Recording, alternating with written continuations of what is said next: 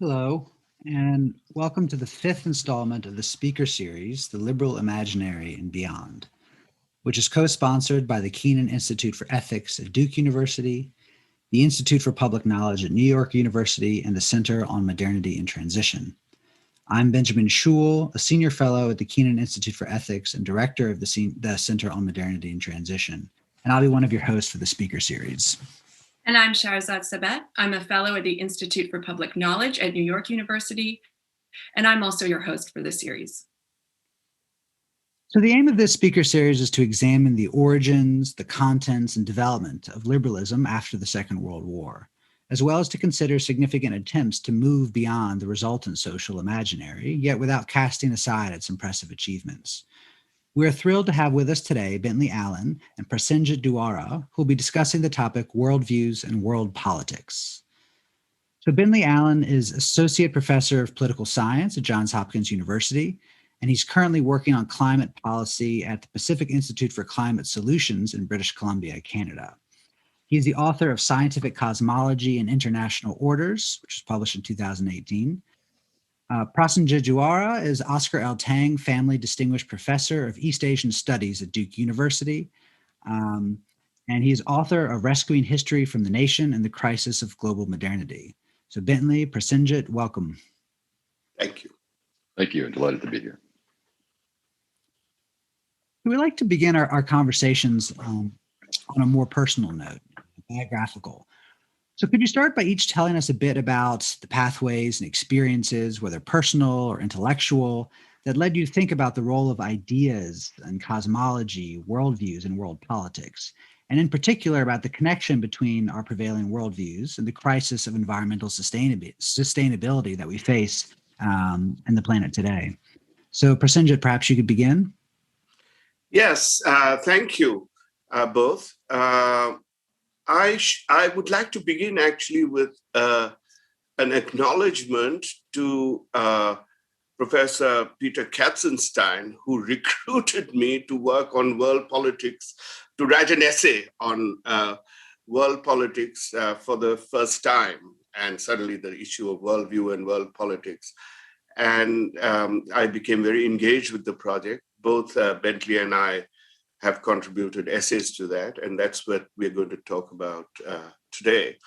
Now, I am a sort of a historian originally of China, and I still work on China, but I've also branched out in several directions, and particularly different parts of global history.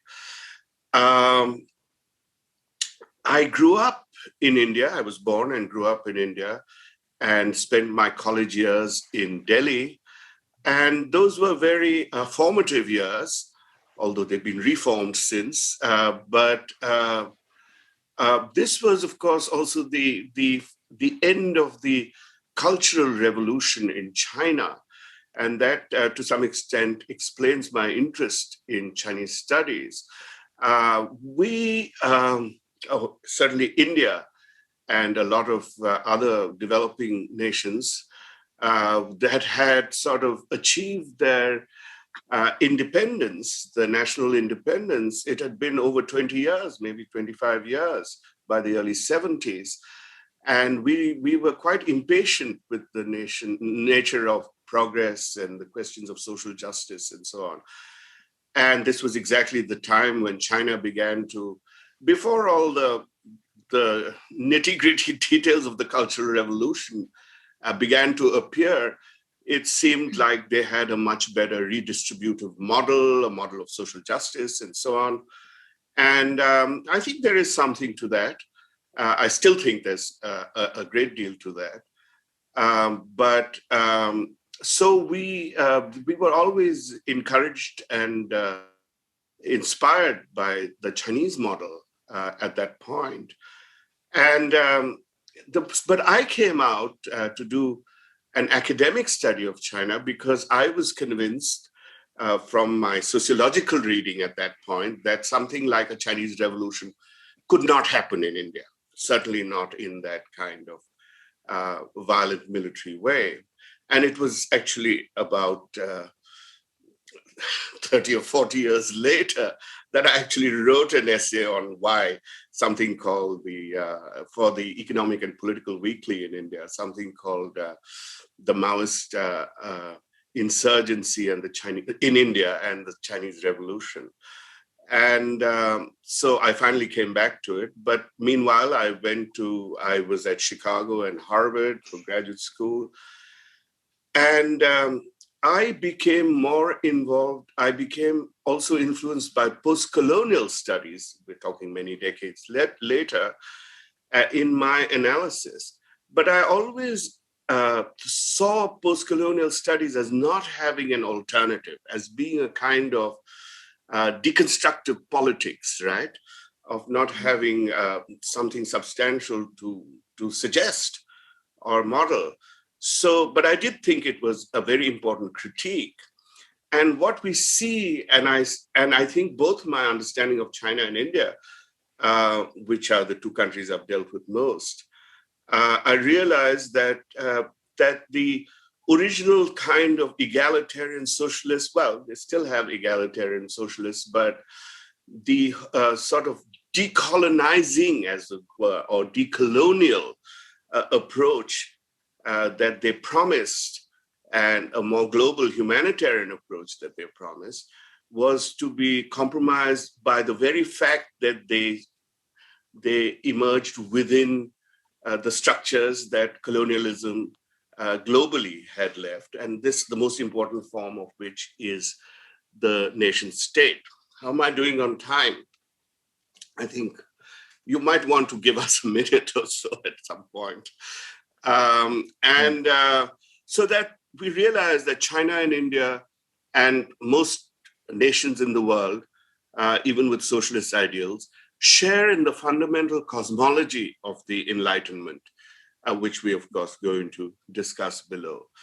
And I began to see that climate change was one of the powerful consequences of this kind of this cosmology, right? Or the human-induced climate change. And while we cannot promise alternatives, I'm certainly not in that business, but we can try and suggest different possibilities that can emerge from the present. So I'll leave it at that. I'm sure I overspoke, but. No, it's right on time. So Okay. Bentley, we turn to you now. Yeah, I ended up at a very similar place, actually. I mean, I've been interested since I was very young in the power of language and the philosophy of language. My earliest intellectual influences were really Wittgenstein and sociologists like Berger and Luckman. But I've also, since I was an undergrad, immersed in the possibility of ecological collapse as a kind of framing device for the human condition through one of my undergraduate mentors, Thomas Homer Dixon. And I didn't really quite know how to match those up. I think it was not clear to me how my interest in language and my interest in the ecological condition of humanity were part of the same research program or intellectual journey, let's say. And when I was in graduate school, I did coursework in international relations, and I was kind of searching around for a dissertation topic in 2007, 2008, which was when Al Gore and the IPCC won the Nobel for their work on climate change. And I started really trying to understand the role of science in climate change and in climate discourse. And of course, the common public story was that, this was a case of science versus politics or science versus economics. And to me, that just didn't seem like it was right because, on the side of politics and economics were all of these discourses that seemed to contain traces of scientific thought and scientific ideas. And so this really seemed to be a more complex picture. Not in which science was up against politics, but in which was already kind of both sides were kind of configurations of science and politics anyway, right? This would be a classical STS or history of science story, science technology studies or history of science story about the relationship between science and politics. So I became very interested and immersed in that condition, and I started to try to trace the origins of scientific ideas in economic thought, and that project really turned into my first book on scientific cosmology and international orders, which is really a kind of history of economic growth as an idea, tracing it all the way back to Copernicus, basically, and trying to look at how the components of economic growth as a concept, all its basic constituent elements, the fact that there is something called the economy, which is defined as an object, the fact that we believe that that object can grow infinitely without any ending, these kind of like paradoxes, which when you really think about it, these are absurd ideas, but they're so natural to us. And so to try to find the roots of that, not just historically, but also normatively and cosmologically, that was kind of the project of that book. But in recent years, I've really been trying to push past, and that was really only a discursive or ideational story in that book. And in recent years, I've really been trying to push past that and try to get into the political economy issues in a more honest and direct way, to try to find ways of capturing what really appealed to me in the philosophy of language, which was this sense of contingency and agency and freedom and human purpose and the importance of those concepts. Whereas in political science, we tend to side those onto the interpretivist side, and then on the materialist or rationalist side, there's very little contingency, very little agency. Those things are bracketed in structural theories of interests and power, and there's very little room for those kinds of things. So intellectually, in recent years, I've been trying to find ways of forgetting about those classical kind of divisions of my own historical field, and trying to find ways of injecting creativity, process, and human purpose into political economy, and that's the subject of my current work on climate governance. And that's part of what has brought me to this very practical work that I'm doing on a day-to-day basis now in Victoria, British Columbia, on developing and funding scientific solutions for climate change and technological and social solutions for climate change. And that really comes out of a strong desire to find a more direct way to contribute. I love my first book. It's probably has an audience of about 12 people. And, I feel like we're kind of in an all hands on deck moment, and sort of felt the urge to see if I could do something a little more direct on the issues. Well, thank you both for that background and for keeping to time. We appreciate it. As you've already begun to discuss, both of you explore in your work the role that ideas and beliefs play in shaping not just politics and political orders, but also the contradictions and the crises that emerge from those orders. So I want to start by asking each of you to articulate the core of your thinking in this regard. Prasenjit, perhaps we could begin with you. In your recent work, you distinguish, as Bentley does, between cosmological ideas and worldviews.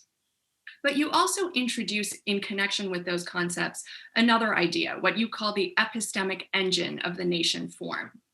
What do these various terms and concepts represent in your theoretical framework? How do they operate to shape the politics and political order of the planet? And more specifically, how do they relate to the planetary crisis of sustainability, which is, of course, also a focal point of your research? Yes, thank you. Those are big issues, right? So I think Bentley and I are in agreement on suggesting that the Enlightenment has generated the basis of a new cosmology. We could say that it's basically a Newtonian cosmology. And this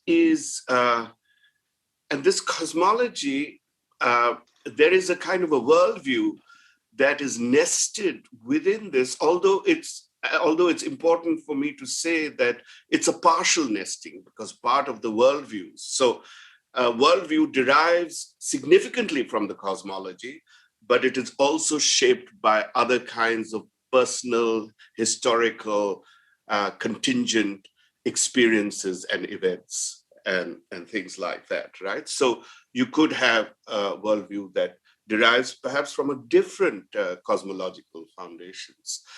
Now, as far as its impact on world politics, we'll talk about that gradually as we come to talk more about politics, but it is really through what I have termed the epistemic engine of the nation form that worldviews tend to get expressed the cosmology and worldviews tend to get expressed institutionally, right? And make themselves felt in the fora, as it were, of world politics. There are, of course, other fora which are not at the institutional core, but around it, which also shape world politics. And here you may have some possibly alternative cosmologies and so on that I would turn to. But to come to, and I think Bentley does a very nice job of showing how, I mean, he has a whole different terminology, but how it is complementarities within a formation that is based on the cosmology that has, that intervenes in the world order or the world politics. I point that out because to suggest some complementarity as well. Yeah. As far as the epistemic engine is concerned, it's the epistemic engine of the nation form. I come to the epistemic engine from a sort of a familiar clutch of theories and concepts, like from historical Marxists, historical sociologists, structural Marxists or post-structural writers like Foucault and others. So Althusser, Poulantzas, for those of you who remember Poulantzas, and Foucault, and plus world systems people. I'm very influenced by Arrighi in particular, Giovanni Arrighi. I think he put it, he has answered a question that many people put to me. Let me see if I can remember it exactly. He says, states seek mobile capital to control territory and populations. Capital seeks the state to control mobile capital, right? So, I mean, there is a way in which there is a complementarity there that brings them together in very interesting ways. But also the sort of Foucauldian dimension of it is that it also embeds the sense of self, the cosmological ideas in this, right? Whether it is the subject-object differentiation, or it is the idea of conquest of nature, and that, you know, as we talked about earlier, endless GDP growth and things like that.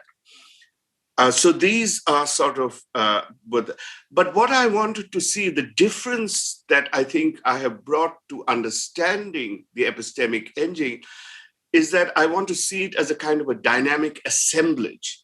And assemblage is perhaps the best word. I know it's a new fashionable word, but it does help. It's an assemblage of cosmologies, state, global institutions, states, multinational capitalism, in its circulatory dimensions, which reproduces these goals, ideas, and institutions throughout the world or the globe by replicating the nation form, which is itself, of course, a circulatory form. And here I think it occurred to me that what I'm suggesting is similar, though not the same, as what Benedict Anderson had called the modular form, the notion of the nation being not exactly the same as it's reproduced, but produces another dimension, which then also circulates again, right, with its variations. So there is change there. So hence the idea, so this nation form then in its assemblage of all of these different dimensions circulates and is an engine because it drives there. And as Jairus Grove also at our conference commented, what I'm emphasizing is really that it leaves its exhaust in the world, right? In which, in the form of environmental destruction and social stratification and a lot of the problems that we see. Do I have a little more time? You could continue, or you could wait for me to put a similar question to Bentley and then pick up the conversation. Okay. Yeah, maybe he'll bring up also the issue of process that I need to talk about, but I'm sure he will. Yeah. He might now. Go ahead. Bentley, as you started to discuss, your work focuses on the cosmological ideas that emerged from the Western scientific tradition to shape worldviews and ultimately world politics. How do you understand these concepts and their operation?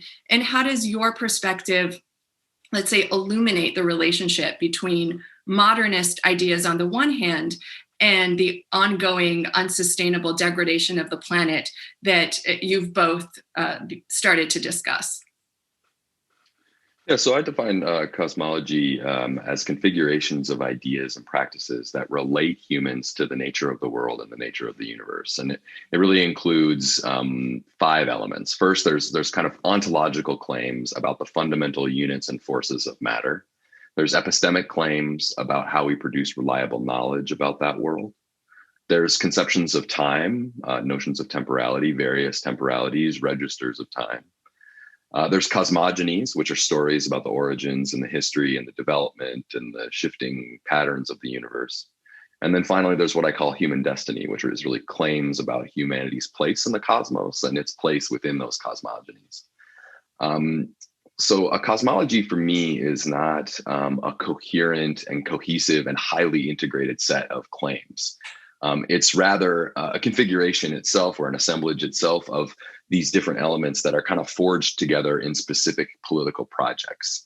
In Weber, the sense that we get is that entire civilizations can be characterized by their worldview or their cosmology. And I'm very much following a tradition in anthropology in the 80s and 90s that really, broke from the kind of monolithic representation of these ideas to try to find a more empirically valid characterization of their concrete role in practice.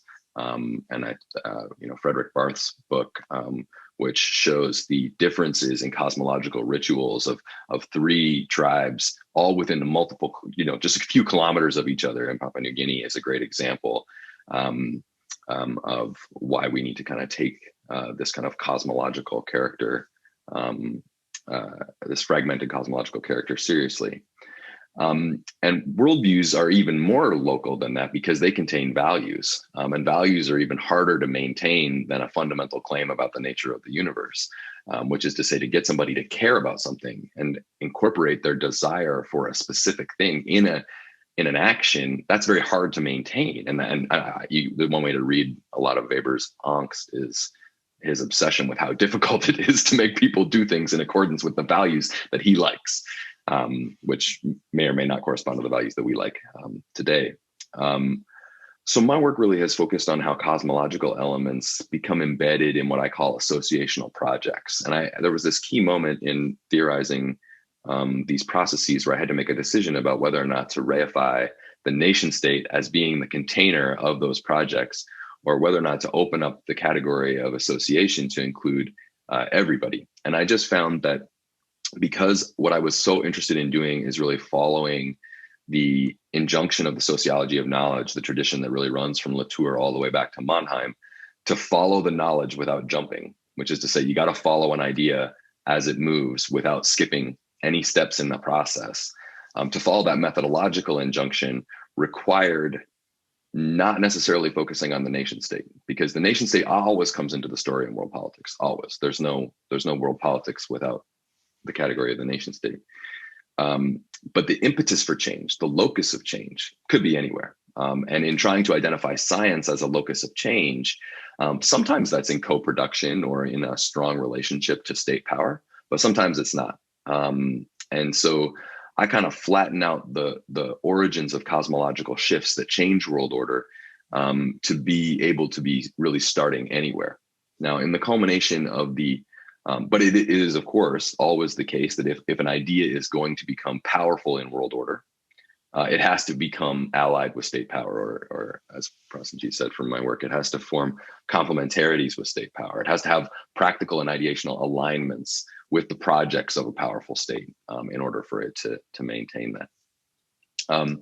Now, in the culmination of the historical story that I tell in the book, a range of cosmological ideas from the scientific tradition of the West come together in the figure of economic growth, in this purpose of economic growth. And it's a purpose that's really infused with a modernist ethos.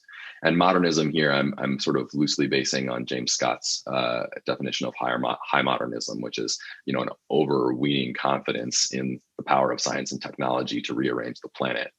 And for me, the specific way that I've become interested in modernism is that it imbues us with this desire to control abstract, statistically defined objects. And drawing from biology of the 19th century, early cybernetic theorists and post-war economists came to have a faith that this object, the economy, would grow forever. I'm really drawing on Timothy Mitchell's work on the history of economic growth here. And then from the 1960s to the 1980s, through work in the OECD, inside the US Treasury, inside the World Bank, economists really converted this very weird idea that there was this object called the economy, separate from all other social entities and social spaces, and that it could grow infinitely, was converted into an imperative that now rules our politics in kind of a fundamental way. And so modernism really, I think, is doing two things here. We'll talk about the growth in a minute, but I think the political importance of that for ecology is well understood. At a more fundamental level, modernism is really driving a separation of subject and object, which is to say that it creates a separation between us as the observer, or us as the economist, or us as the state, and the kinds of things that are trying to control.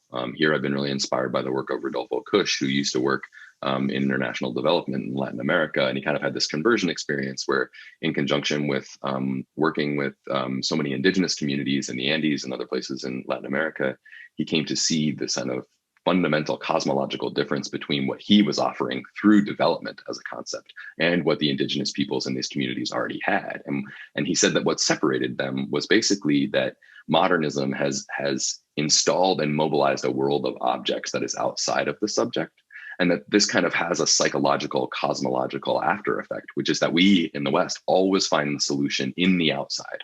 Whereas for indigenous folks in the Andes that he was spending time with, the solution was always on the inside, which is to say they didn't need to build, whatever it is that the agricultural extension office that Kusch was working for in order to resolve their problem. That wasn't where the resolution lied. And it was very weird to try to teach these people that the resolution to their problems lied in the outside.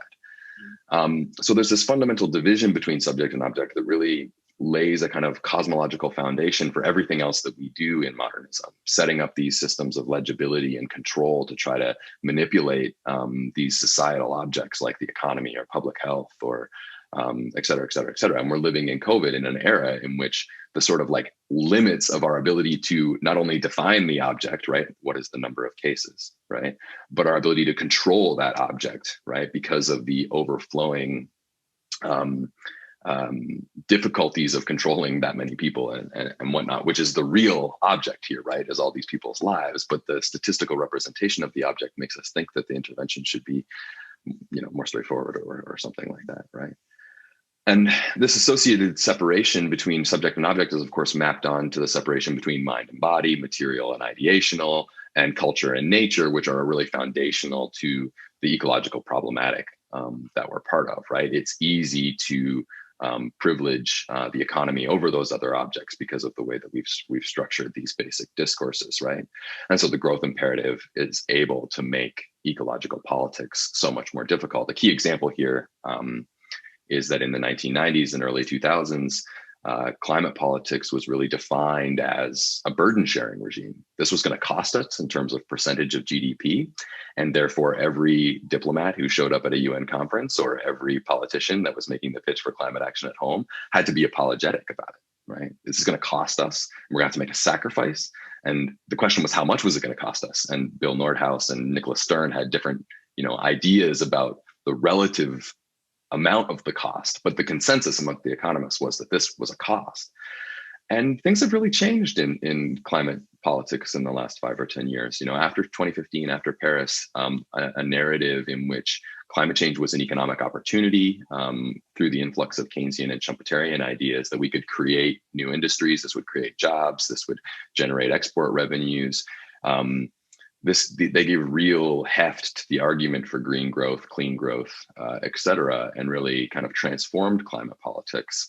But that won't necessarily save the planet or save liberal order either, right? The easiest way to decarbonize is within the modernist institutions that we have, the financial and technological regimes that have already been created. We can just swap out the source of calories and leave the destructiveness of that ecological regime in place. That leaves land use and the toxicity problems that we've created through modern industrial civilization perfectly as they are, and we don't have to touch them in order to decarbonize the planet. So, these things get quite complex, but it's I think it's quite straightforward to kind of trace them back to this cosmological level and kind of see the deep roots of where we're at. Prasenjit, did you want to add to that briefly?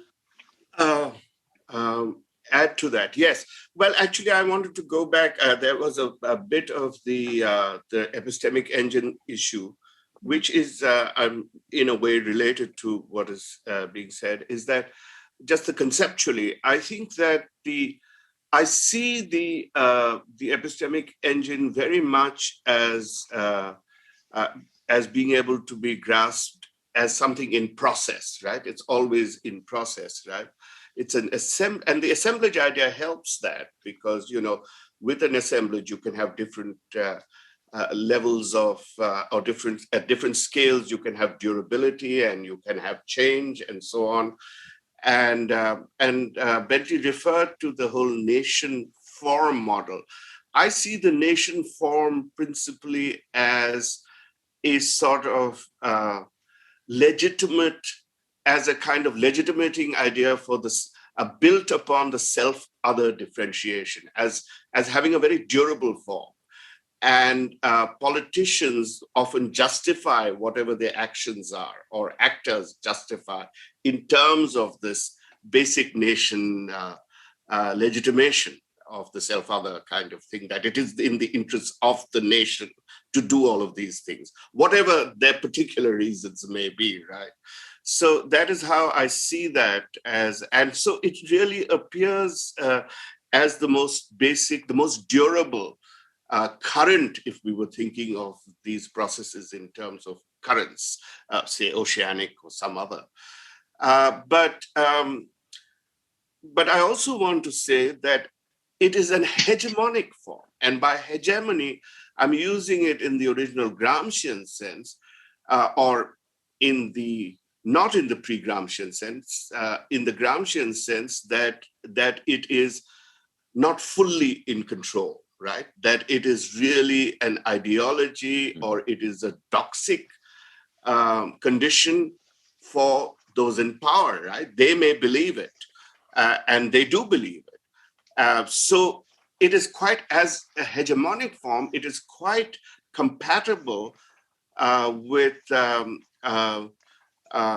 continued enchantment, not the disenchantment, or with those who disagree with capitalist economics, because these things don't have to be fully doxic for everybody. But at that level, at the level of the relatively powerless, they continue to accommodate this hegemonic form, right? And which is why you have, whereas in fact world politics is based principally on disenchantment basis and so on, you can continue to have billions of people who are still religious, right? But it does not really shape, or not yet shape, the global politics to that extent. Yeah, what I like about what Prasenjit is doing here is the circulatory aspect here kind of helps us to reframe things outside of this kind of modernist representation of the way that the world works, right? We can imagine like a top-down structure in which everything flows from a hegemon, and that's very much within the kind of modernist worldview, right? That everything's all under the control of the hegemon. And so by placing the nation state within a dynamic assemblage of circulatory politics, that's perfectly consistent with kind of the underlying ontology that I would also want to adopt, both as a way of understanding the way the world actually works, but also as a way of representing it politically in a different form, right? And as long as we're willing to dissolve the nation state so that it's not, as political scientists often see it, which is as an actor, right? So if the nation state is a power container, which gets used by more specific individuals than the nation state for their various projects, then we've kind of suffused it into a deeper process in which cosmology and politics are really interwoven with each other into a complex dynamic. And then the nation state is no longer a static object that has been reified, right? But is rather in process, in the form of this circulatory engine itself. And then hegemony becomes, again, not a top-down imposition of a single nation state over the other nation states, but as a kind of projection, right? As a kind of projection that allows Americans to say, this is an American identity, and I, as an American, am projecting this specific kind of nation state form as a legitimating device and as a power wielding device for these other projects, right? And go back to kind of Arrighi for a second here, right? The American projection becomes a way for a specific corporation to protect its mobile capital overseas, right? Rather than it flowing directly from the power of treasury or something like that. There's a much more capillary and diffused conceptualization of how the hegemonic power is operating here that I think is kind of consistent with Prasenjit's overall model. Well, you've both started to hint at this point, and now I can turn to it a bit more directly. You mentioned this Enlightenment vision of the cosmos. You could describe it as reductive materialism, as scientific materialism, the physicalism, the various ways in which, at its more kind of ontological, metaphysical level, it's been described. But it seems that you both suggest that there's something fundamentally inadequate about it, both conceptually, but also politically and ethically in the way that it acts in the world. And I think there's a lot of research that, beyond your own work, that suggests that forms of scientific materialism are responsible not just for dominant patterns of economic exploitation, but of colonial oppression, of modern racialist thought, of nationalist conflict, and environmental degradation, the loss of ethical force, social fragmentation, enemy, apathy. I mean, the list kind of goes on and on. And the observation that of the limitations of scientific materialism raised the question of what would be a more suitable vision, not just of nature, but of reality as a whole. Prasenjit, you suggest that the insights drawn from the religious and philosophical traditions of South and East Asia have an important role to play in correcting the longstanding influence of reductive materialism and in helping to elaborate a more robust vision of reality. And you use the term dialogic transcendence to describe what you consider to be most enduring about these traditions' vision of reality. And Bentley, in your own work, you point towards the new theoretical discourse on the Anthropocene, and as well in your article, I noticed a few sort of seemingly appreciative references towards the organic philosophy of nature. And I was wondering if you could both say a bit more about what specifically you find so compelling about these and potentially other sources of cosmic or even metaphysical reflection, and how you think they might be drawn upon to overcome the legacy of reductive materialism today. So Bentley, maybe we can hear from you first. Yeah, sure. The basic mechanism in my theory of change of the international is that lots of people are going through a learning experience through their encounters with various aspects of the scientific tradition. So during the Cold War, geophysics and atomic science, et cetera, are really providing an education for all these state officials about how they should conceptualize the operation of the universe. And that's contributing to a certain kind of cosmological change or a certain cosmological force. And like right now, for example, we're all learning way too much about vaccines and how viruses operate. And that's going to have a cosmological impact because billions of people are going through a learning process whereby they're absorbing these basic ontological, epistemic, and temporal conceptions from their experiences with the natural sciences. And as states, NGOs, firms, First Nations peoples, et cetera, all grapple with the consequences of climate change, they really interact with ecological ideas and anthropocentric ideas. And the basic kind of underlying suggestion here, of course, is that the Anthropocene introduces, a constellation of new cosmological elements that could be used to redefine the purposes of humanity and the state. On the world. It really transforms humanity's place in the universe by returning humanity to Earth. This is Latour's thing about becoming earthbound again, right? Copernicus sent us to the stars, and now it's time to do the anti-Copernicus, the counter-Copernicus, and return to the earth. The Anthropocene also kind of redefines the character of the physical elements of the universe in dynamic, nonlinear, and complex terms, more of a metaphor of the ecological sciences, perhaps, rather than the geophysical sciences. And we could talk more about those distinctions. It places humanity within this really long stretch of time when thinking about temporality, right? And that redefines the cosmogonic stories that we can tell about the narratives of the development of the universe. And it really undermines the idea that humans have mastery over nature, right? Even though the Anthropocene is supposed to instantiate or to really validate our control, right? It's showing us just the opposite, right? That our desire for control has undermined that control. So taken together, these seem to offer resources for a serious challenge to the growth imperative and to the modernist ethos and cosmology more broadly. But I'm not so sure about that. I mean, the history of climate governance shows there's a super intimate connection between Cold War geopolitics and the development of climate science. And climate science really emerged from US funding for the geophysical sciences because those geophysical sciences were useful in a global competition to establish control over sea, land, air, and space. So the way that climate science developed was not as like a humble ecological discipline, but as a geophysical discipline that had concrete predictions and mechanical flows and the kind of circulatory vision of the ocean that Prasenjit is drawing inspiration from, that emerged in the 70s. And Wally Broker's theory, which really introduced thermohaline circulation as a potentially catastrophic force within the climate engine, it was very difficult for that to get traction because it was nonlinear. It didn't fit in with the models really. It's really hard to model a system that has a threshold effect that just shuts down thermohaline circulation. And so it took a really long time for those more humble, more surprising elements to be incorporated within climate science. Because climate science was kind of already ensconced within this modernist vision, right? And so it's just as likely that the experience of the Anthropocene will reinforce modernism, I think, than it will be to lead to something else, which is to say that we're in an open political plane in which the resources that we bring to bear, the conceptual and cosmological resources that we bring to bear on problem-solving solutions are very critical for how this is going to turn out in the long run. Not in the short run, but in the long run, the cosmological frame of the solutions is very important, right? And just to kind of get to the broader kind of question about reductive materialism, I mean, within the West, there are lots of resources that we might draw on to do something interesting cosmologically. Prasenjit and I are both really struggling. I don't know if struggling is the right word. We're both inspired by Whitehead's example and his ability to see very deeply and very penetratingly through the Western tradition, right? Remember that Whitehead was like a reductive mathematical philosopher for the first 20 years of his career. And then quantum physics showed up and blew his brain out. And he spent the rest of his life trying to figure out what quantum physics was telling us about the nature of reality, right?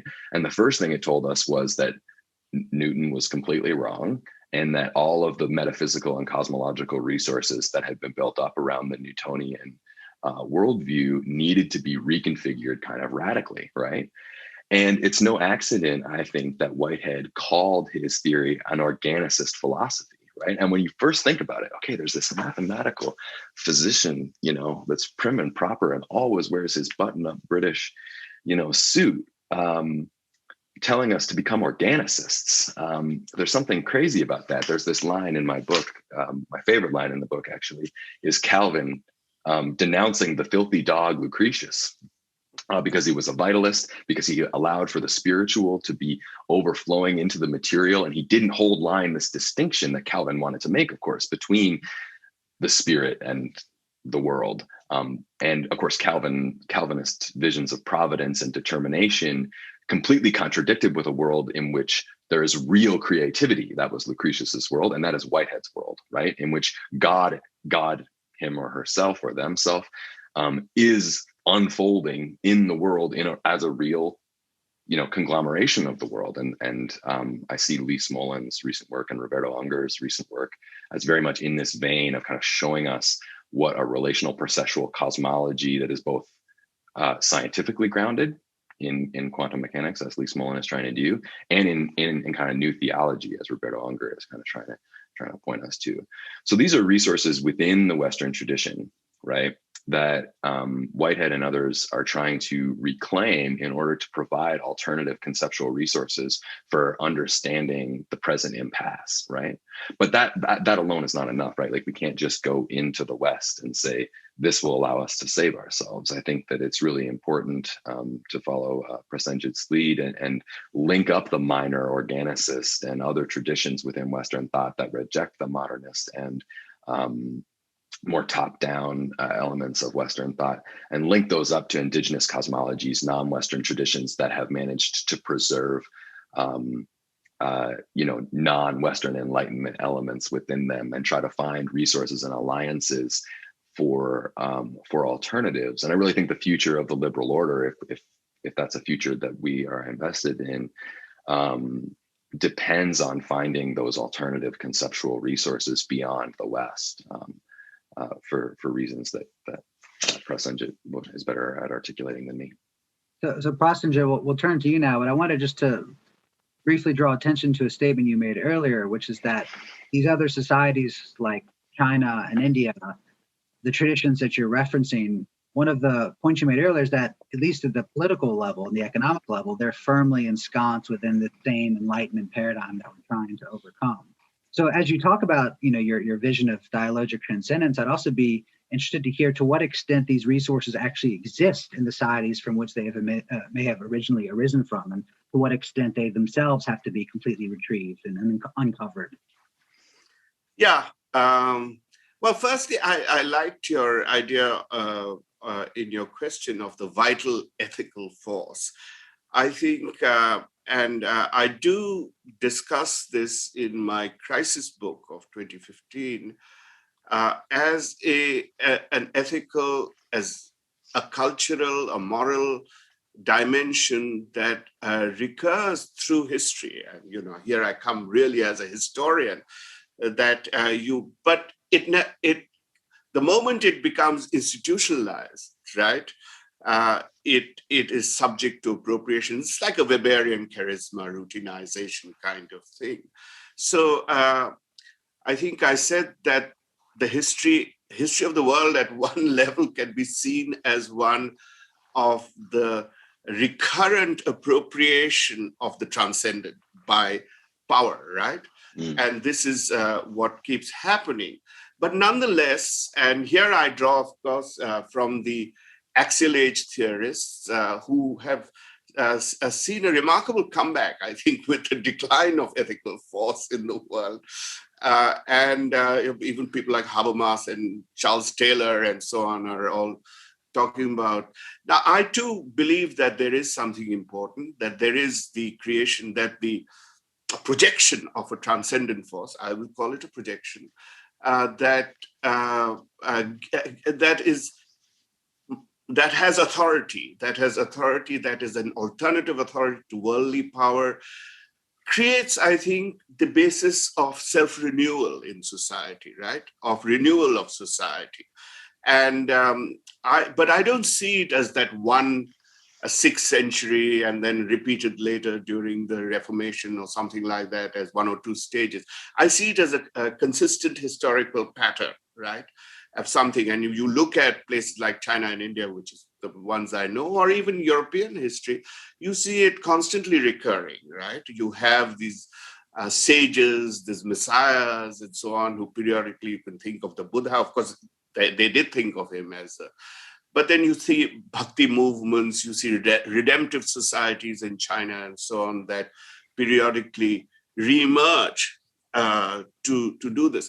But the space for cultural renewal through notions of transcendence, I think in the modern period is becoming smaller and smaller, largely because the epistemic engine seems to lead almost inexorably to reductive materialism and populist nationalism, right? And consumerism, actually, I think, is one of the most important forces. Mm-hmm.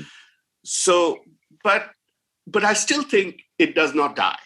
And, I'll talk a little bit at the end with how different I find my students after having not taught for 10 years when I was in Singapore from, their concerns then and their concerns now. Even in an elite school, right? In a school with rich students, you begin to get some sense of awareness. Now, what I call dialogical transcendence refers to a normative transcendent ideal as the authoritative power that, all societies, all these so-called imperial societies, I think, more than civilizations, we can call them imperial societies, have revealed that it is what it I think shows first. The transcendent is a non-deconstructible phenomenon, like, say, hope, or what Derrida calls justice, which keeps recurring. No matter how much you deconstruct it, it keeps coming back. But there is the difference between dialogic and maybe radical transcendence. I think in the Abrahamic traditions, you have a radical transcendence, which is not very tolerant of other understandings of truth and transcendence, right? Now, this is not always the case in Abrahamic societies. There are historical periods when there is much less tolerance. But I think it is precisely one of those periods, and I argue this in my book, during the religious wars in Europe, that the confessional faiths become folded into, or evolve into a nationalist form, right? Church, state, community, all as one, in a way, prefiguring what Ernest Gellner called the congruence between culture and state, right? Which includes the people, of course, in there. So this is an argument, and I'm going to be giving the Ernest Gellner lecture where I develop this a little further. So this was something that also came to Asia, but by and large, it came in an hegemonic form. So these other more dialogic traditions, where in fact you did have a transcendent, but you did have a transcendence, but that did not disallow exchange or non-exchange, coexistence with each other. And I think Buddhism is a very good example of it, though you can find it in Confucianism, Taoism, in most varieties of Hinduism as well, which is that in Buddhism, conversion is basically voluntary, right? You're persuaded or you're in other ways, and it can coexist with a lot of other beliefs that you may have, right? So you have these possibilities here. So, but as I said, the confessionalization that turns into religious confessionalization is imported into Asian societies in a telescoped kind of way with the hegemonic epistemic engine, right? And this then becomes much more central. So you begin to get Shinto, you begin to get Hindutva and so on, which had no sort of radical notions of transcendence earlier, but now sort of invests that transcendent notion in the nation itself, right? It becomes, so to that extent, it's a very limited transcendence. So, but what I'm saying is that there are those much more who are marginal to this, whether it be rural communities who are outside the mainstream, forest peoples, island peoples, youth, and so on, who still have some of the surviving fragments of their more animistic or more nature-based or their practical interest in the immediate nature around them for their livelihoods and for their notions of the spiritual, right? These sacred, what is happening, I think, is that there's a coalescence of these remnants, as it were. They're not remnants, I shouldn't be using this word. They're very real groups of people, and some of them are in very large numbers, but they are marginal to world politics. They're marginal to the epistemic engine. And as a result, they're not fully formed by them. These have come together with more modernist groups with whether it be environmental groups or it be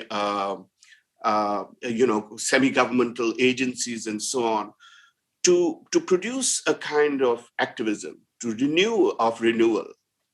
And I think one of the critical ways that I see is emergent, I don't know how much it will, is to consider nature as sacred, right? To see nature as the new transcendence. And we begin to get things like rights of nature movement and legal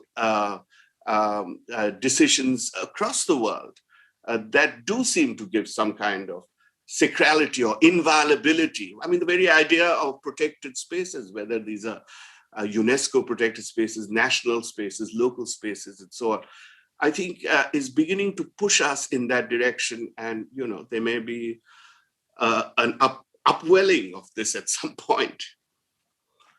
I would just jump in for 1 second to say that, the irony, of course, is that Calvin saw nature as sacred too, because nature revealed the cunning workmanship of God, right? Gendered term advisedly, right? So there's a danger also that can be appropriated in the same way that the Anthropocene discourses can be appropriated by modernism. There's also a way in which the sacrality of nature could be appropriated by modernism. So there's a danger there as well.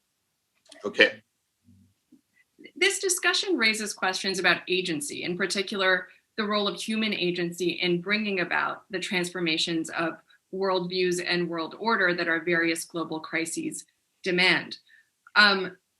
Prasenjit, you turn rather hopefully, as you just described, to the promise of environmental activism, and especially to social movements rooted in religious and holistic cosmologies that basically challenge the more problematic assumptions and ideas of the Enlightenment project. But questions of agency and change point, as you also acknowledge, to a key tension or challenge, namely, how do we transform the cosmologies and worldviews that shape world order, given the deep entrenchment of the prevailing epistemic engine of the nation, as you put it? In other words, given the deep influence that the cosmology of modernity exerts on centers of power and politics in particular, what model of agency and transformation does your work suggest? Yeah, the question of agency is very difficult, both philosophically and politically, I think. And it's getting more and more difficult as we move into actor network theory and the ontological turn and so on. And you have a new materialism that seems to deny the role of human agency whatsoever, which I certainly believe that I agree with a lot of work on the new materialism. I follow much of it in my paper on oceans. But I also think that by neglecting the issue of human agency, and I know you mean sort of counter-agency of the epistemic engine, but I want to start with the whole question of the role of agency. Is that if the new materialism neglects the question of human agency, we won't know how we got here to begin with, how we got to the Anthropocene. And I think if there is anything that can now pull us out, it will have to be some form of probably an assemblage of different forms of agency. And that assemblage includes both, I think, modern forms and what we can think of as alternative cosmologies, which will, of course, then not make it cosmology because it becomes so evident. It'll probably make it a worldview, because the cosmologies tend to be doxic, something that you take for granted. As I suggested just now, I think it is collective movements and pressure from those who are more and more being affected by climate disasters and economic polarization, by the dominance of finance capitalism, who can make a difference. But it is how, right? And the how is the important thing. And I think Bentley has important things to say about the how as well.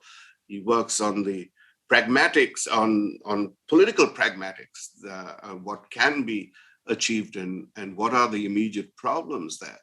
But I'll point to general things. I think that if you look at the climate accords that have emerged since the 1990s, perhaps even earlier, but certainly since Kyoto, you see that the main driver behind them has actually been ENGOs, environmental NGOs, you've been civil society groups, and so on. At some point, UN agencies have tried to take over, and countries have tried to take over. But at they play a critical role at every point on this, right? At every one of these issues. And they can keep the debate going. Now, that may not be enough, and clearly it isn't enough, because after 2015, you saw what happened. But, I came back to the US in late 2015, in early 2016, and one of the first talks I had to give was in Iowa. I forget the name of the university, but of the college. And I was going to speak about climate change and popular resistance. And the faculty there said, oh, our students would be very interested, but they've gone to demonstrate against the Dakota pipeline just across the state border here. And it occurred to me that they were doing exactly what I'd been talking about was going on in Asia and Latin America and many other parts of the world, where there is a kind of a convergence, a coalescence of popular movements, young people joining with indigenous people and so on to protest against the pipeline, which those of you who recall will remember that this was a gas pipeline that went through Indian territory, and the reservation there began to protest because in order for it not to go through the city of Bismarck, they put it through through the Indian lands. And so this protest mobilized a great deal. And in fact, I think it had some success at that point in late 2015, I believe, or 2016, I think it was. The Reserve Corps in the army decided that this should not happen. And then, of course, you had the Trump administration, which reversed everything. But right now, I think that the new administration is responding to a great deal of these societal pressures that are coming in.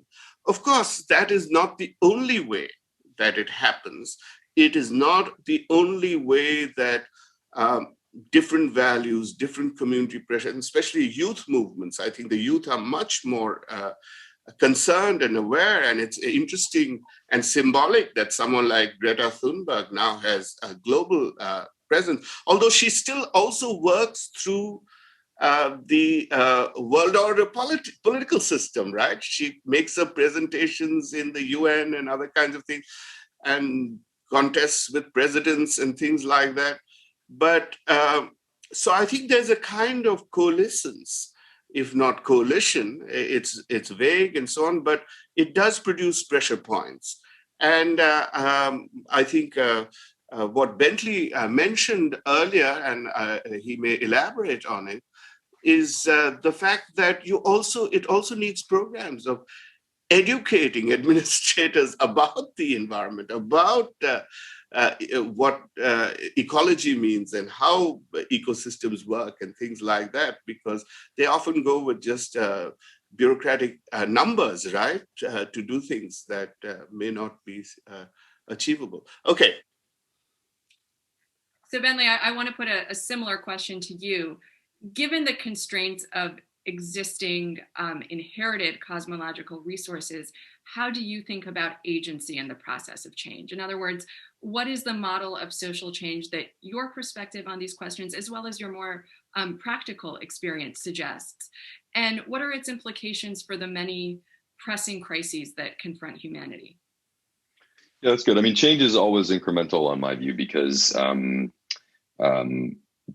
it has to be forged in complementarities with existing realms of power, right? So it's very rare that you get events like the Second World War that centralizes, 65% of material power in a single state, and then they get to recreate things.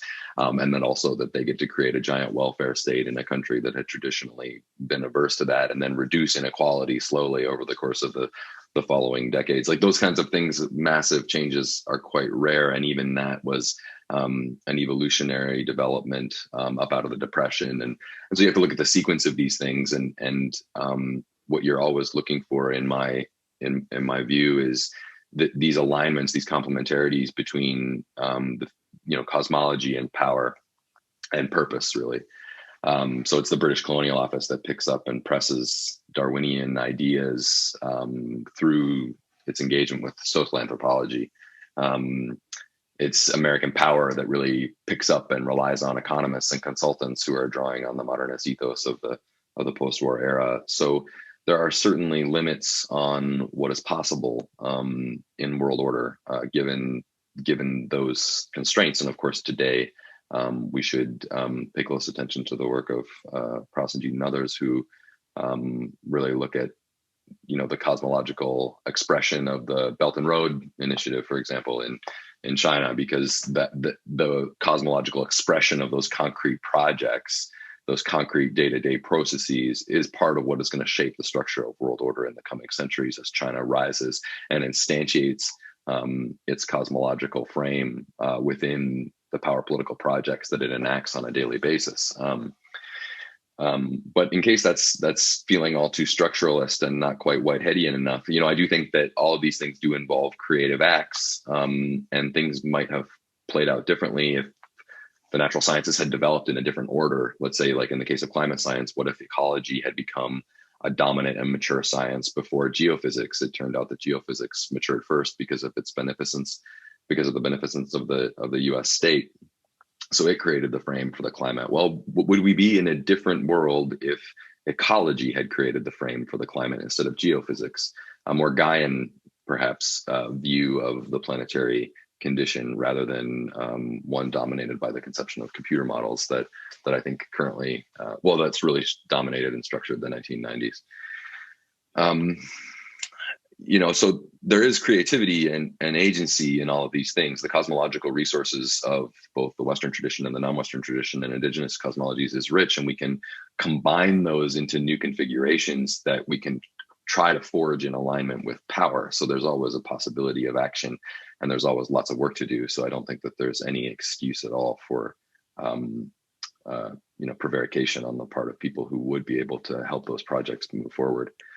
But at the same time, working day to day in climate policy, one gets a sense of the inertia, right? The power of the financial sector, the reality of forestry companies and why they want to cut down old growth here in British Columbia, why the power of the oil and gas industry is as entrenched and as successful as it has been. All these factors weigh on me daily. But I do try to remind myself that their power is a product of a configuration of nature, political economy, and cosmology that does have a history and will have a history someday.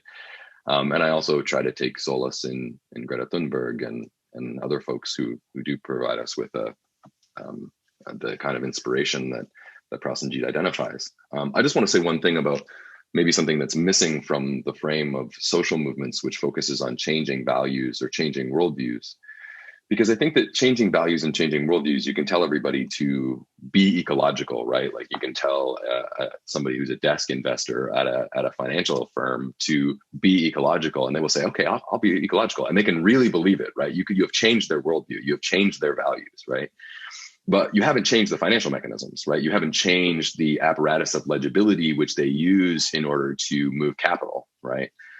And so what we need beyond just changing worldviews is a kind of alteration of the landscape of legibility, which really has an intimate relationship to the cosmological frame in which we're operating.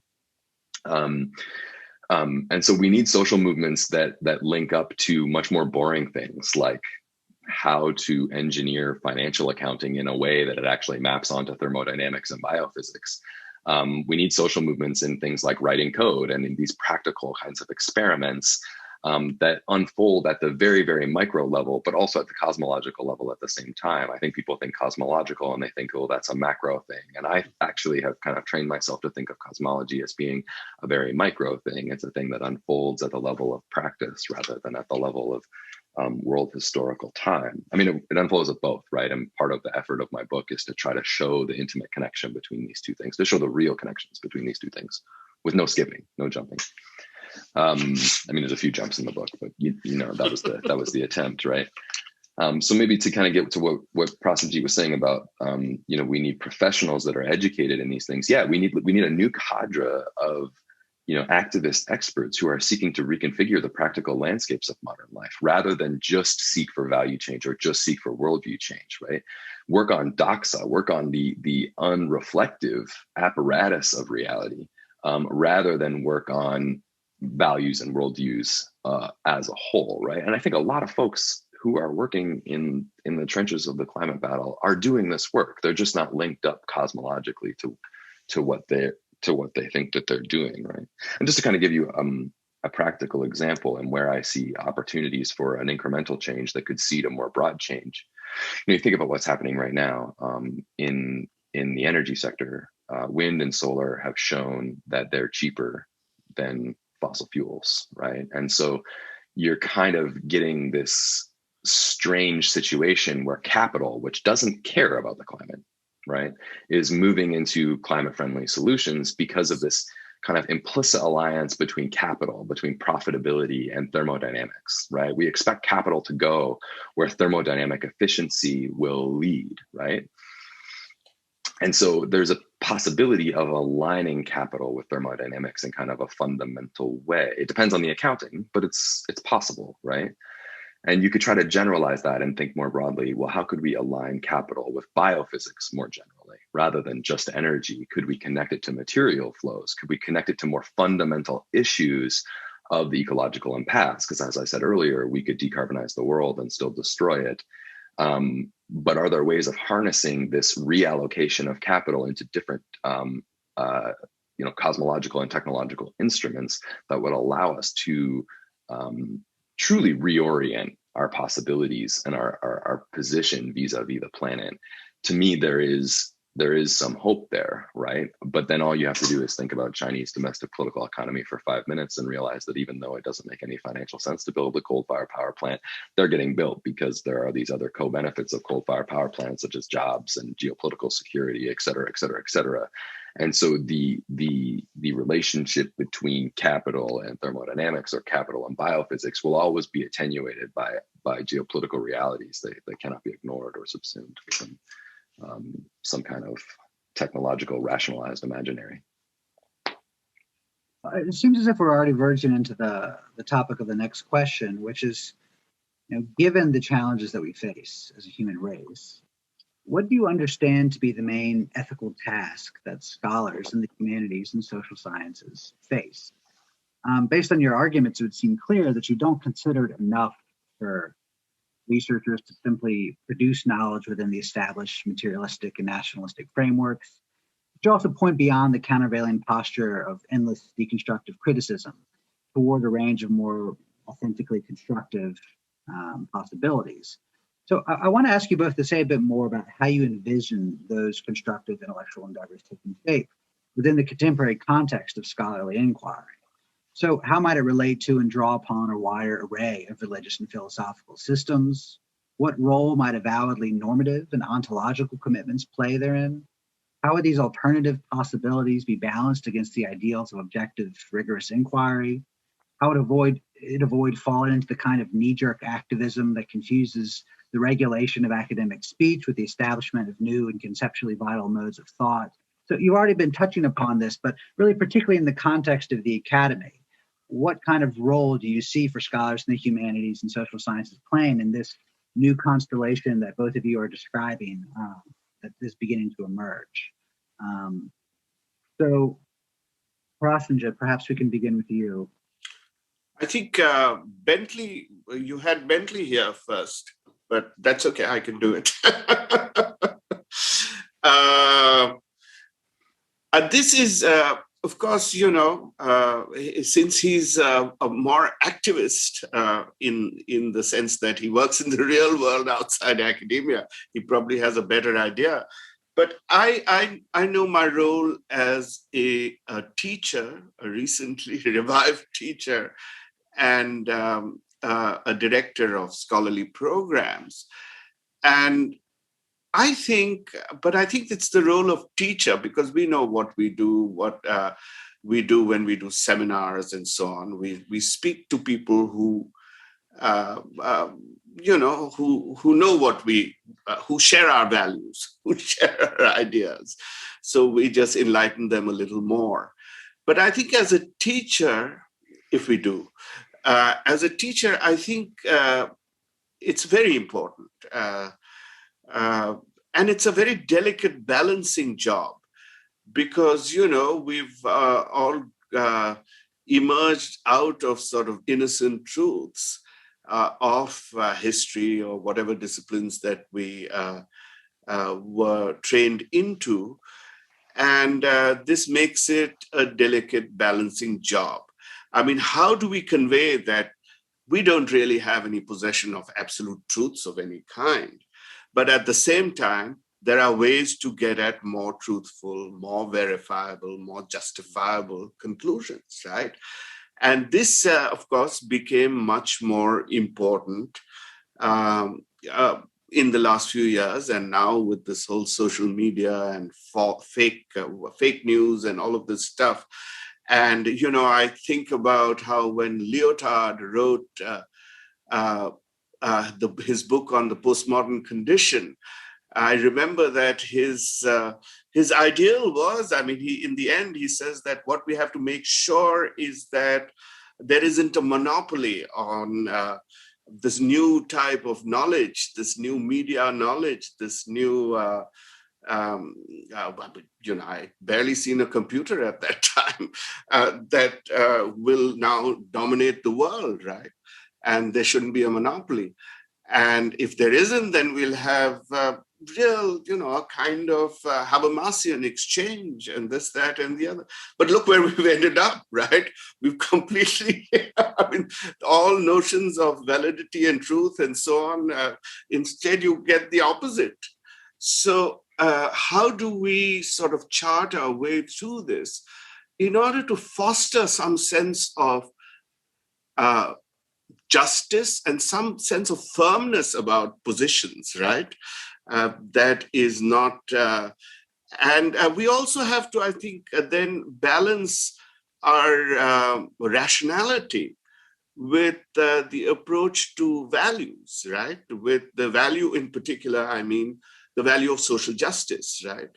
It is true that social justice, of course, means different things for different people, but it is something that we need to constantly sort of promote. And I think and justice, not only social justice, but to get them to think about the world, the planet, the future, Earth, as the exchange between Latour and Dipesh Chakrabarty is telling us now.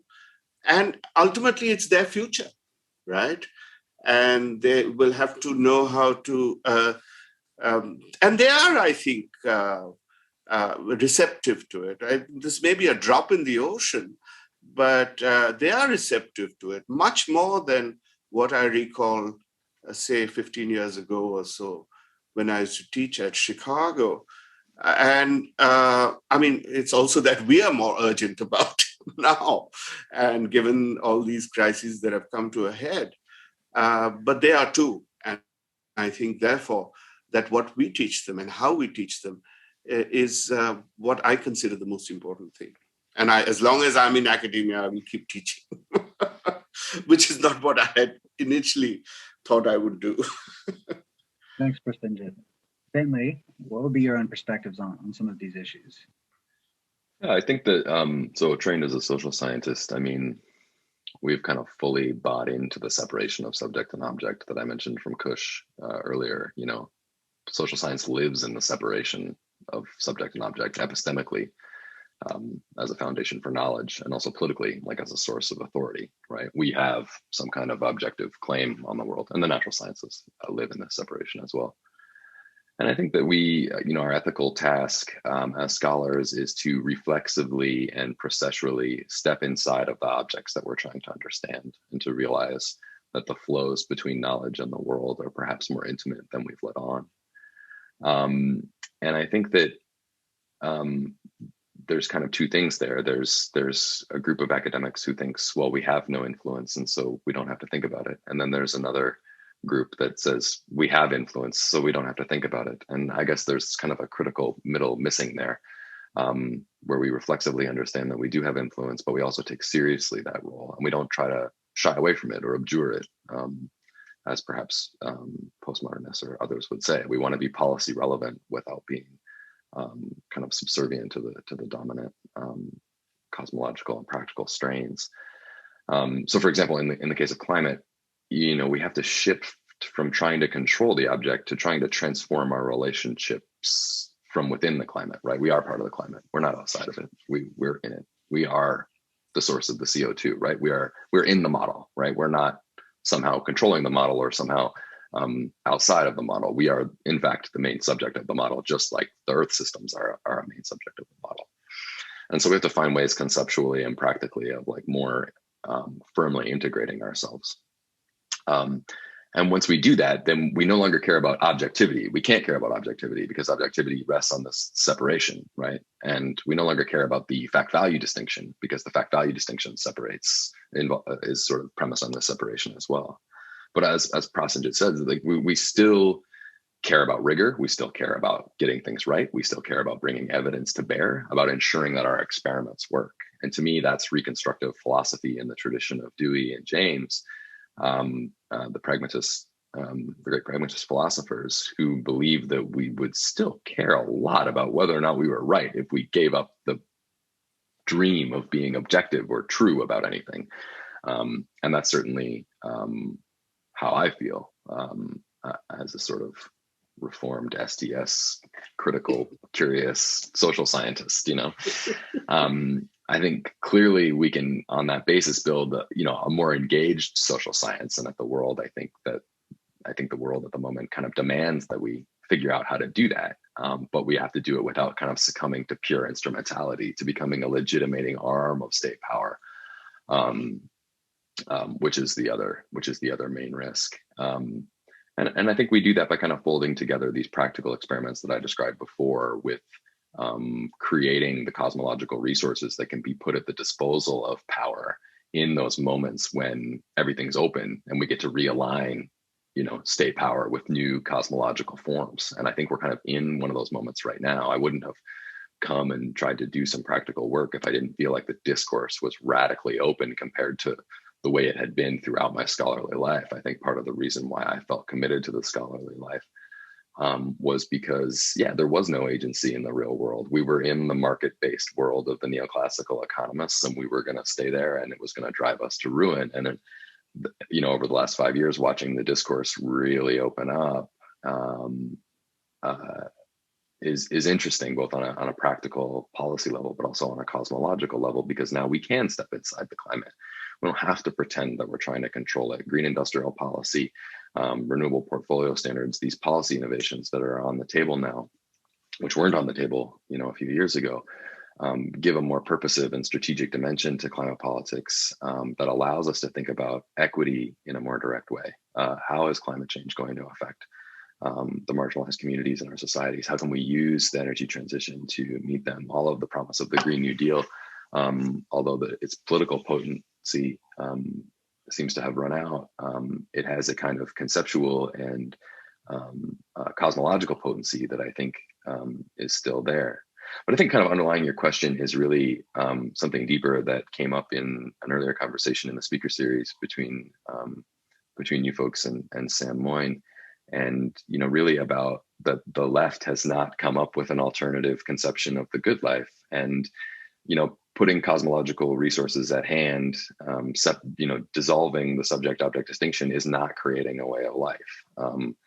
And designing new ways of life from within or outside of capitalism is a more difficult, radical experiment that I myself am not equipped to engage in. But I do take heart that young folks are willing to engage in those experiments, and Black and brown folks are willing to engage in those experiments. I'm kind of really interested right now in the work of Catherine Youssef, who talks about 1 billion Black Anthropocenes, which is ways of kind of folding the kind of colonial history of the way that Black bodies have been incorporated into this sort of extractive history of modernism, and using the tragedy of that history to kind of reclaim a present Black ecological thought. To me, that's the basis of a way of life, right? Like, I have no way of life to offer anybody, but folks like Catherine Youssef do, and it's cosmological and practical and anti-colonial all at the same time. And to me, that's where the promise is. And again, it's also in young folks in Indigenous communities who, despite the fact that their way of life has been destroyed, feel confident to recreate a way of life as best they can within the traditions that they've inherited, both inside and outside of the Western Enlightenment tradition that took that tradition away from them. Those folks are building ways of life, and to the extent that we in the academy can support them, that seems to me to be a more vital ethical task than to try to project my own conception of the good life onto anything. Those are some really interesting observations. Unfortunately, we're coming very quickly to the end of our time together. We only have about 5 minutes left. So I want to turn to a final question and ask you each to very briefly respond. It's been, needless to say, and as you've been observing, a year of remarkable crisis across the planet. As you reflect on our tumultuous recent past and start to look ahead to our collective future, what are some of the most urgent and important questions on our intellectual horizon from your perspective? Certainly you've started to reference some of them, but which of these do you expect to be grappling with in the months and the years ahead? Bentley, I'll go to you first. Yeah, sure. As soon as I get off this call, I'm going to be deep into thinking about how to bring carbon accounting to bear on the financial sector. So that'll be keeping me busy for the rest of the day. I mean, more generally, I'm kind of interested in the political economy of green industrial policy as a way of injecting some purpose and some strategy and some intentionality into climate policy today. But I think that the big questions about the energy transition are really interesting. Will the energy transition exacerbate or reduce global inequality? Like, will we just do this as we've been doing financial globalization over the last 3 decades, or is there really actually an opportunity to reconfigure the alignment of financial and political power in the world? That to me is a fascinating question, and it's an open one, right? I'm not asking a why question or a causal question, right? It's a will, and we can insert ourselves into that will. And I would say the same about colonialism and Northern modernist dominance more generally. And I would add, Chinese dominance to that list. Will the energy transition, perpetuate a kind of Enlightenment modernism, or will it present some opportunities for an escape route or for alternative experiments? And in the same way, can we do that? And if we do that, do we kind of undermine the legitimacy of the nation state form as a colonial entity, kind of fundamentally? I mean, once you start to let go of scientific objectivity and the overarching validity of Western ways of life as being recommendable to everybody, then haven't you kind of undermined the cosmological foundation of the nation state? This is a really open, interesting question to me, and one that in Canada is a very live question. And then, finally, at the cosmological level, what would a form of life that deeply relationally collected the moderns, as Latour puts us, to the world look like? And could a relational cosmology ever be mainstreamed? Can we actually become re-entangled with the world?